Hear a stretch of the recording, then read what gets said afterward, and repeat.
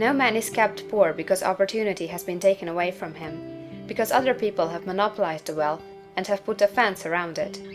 You may be shut off from engaging in business in certain lines, but there are other channels open to you. Probably it would be hard for you to get control of any of the great railroad systems. That field is pretty well monopolized. But the electric railway business is still in its infancy and offers plenty of scope for enterprise. And it will be but a few years until traffic and transportation through the air will become a great industry, and in all its branches will give employment to hundreds of thousands and perhaps to millions of people. Why not turn your attention to the development of aerial transportation, instead of competing with J.J. Hill and others for a chance in the steam railway world? It is quite true that if you are a workman in the employ of the Steel Trust, you have very little chance of becoming the owner of the plant in which you work. But it is also true that if you will commence the act in a certain way, you can soon leave the employ of the Steel Trust. You can buy a farm of from 10 to 40 acres and engage in business as a producer of foodstuffs. There is great opportunity at this time for men who will live upon small tracts of land and cultivate the same intensively.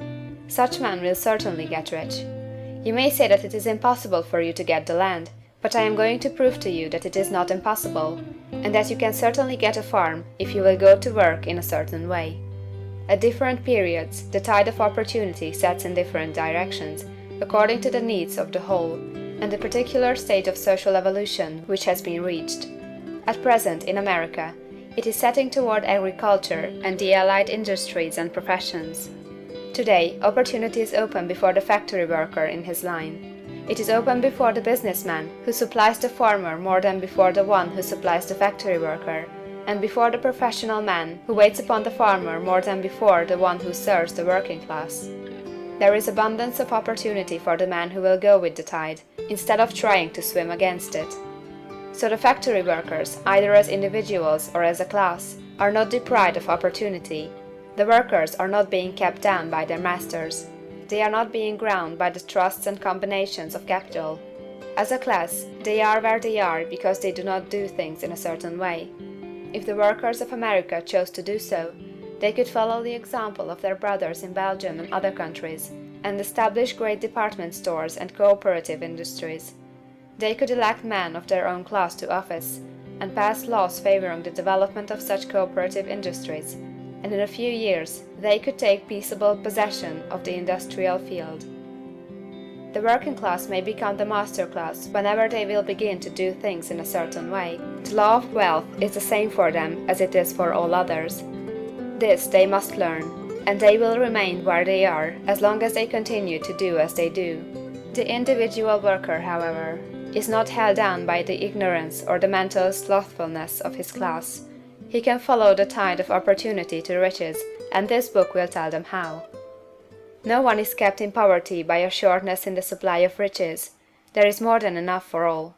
A palace as large as the Capitol at Washington might be built for every family on earth from the building material in the United States alone, and under intensive cultivation this country would produce wool, cotton, linen, and silk enough to clothe each person in the world finer than Solomon was arrayed in all his glory, together with food enough to feed them all luxuriously. The visible supply is practically inexhaustible, and the invisible supply really is inexhaustible. Everything you see on earth is made from one original substance, out of which all things proceed. New forms are constantly being made, and older ones are dissolving, but all are shapes assumed by one thing. There is no limit to the supply of formless stuff, or original substance. The universe is made out of it, but it was not all used in making the universe. The spaces in, through, and between the forms of the visible universe are permeated and filled with the original substance, with the formless stuff, with the raw material of all things. 10,000 times as much as has been made might still be made, and even then we should not have exhausted the supply of universal raw material. No man, therefore, is poor because nature is poor, or because there is not enough to go around. Nature is an inexhaustible storehouse of riches. The supply will never run short. Original substance is alive with creative energy and is constantly producing more forms. When the supply of building material is exhausted, more will be produced. When the soil is exhausted, so that foodstuffs and materials for clothing will no longer grow upon it, it will be renewed, or more soil will be made. When all the gold and silver has been dug from the earth, if man is still in such a stage of social development that he needs gold and silver, more will be produced from the formless. The formless stuff responds to the needs of man, it will not let him be without any good thing. This is true of man collectively.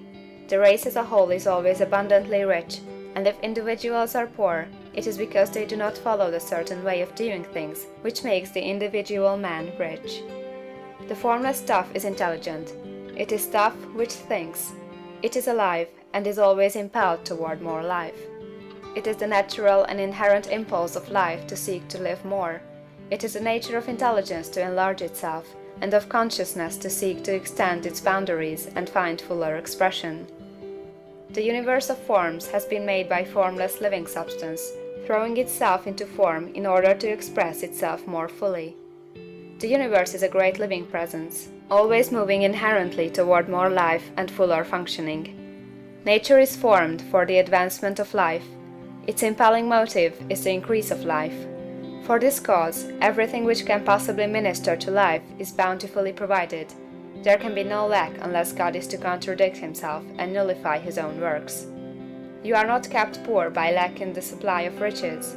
It is a fact that I shall demonstrate a little farther on, that even the resources of the formless supply are at the command of the man or woman who will act and think.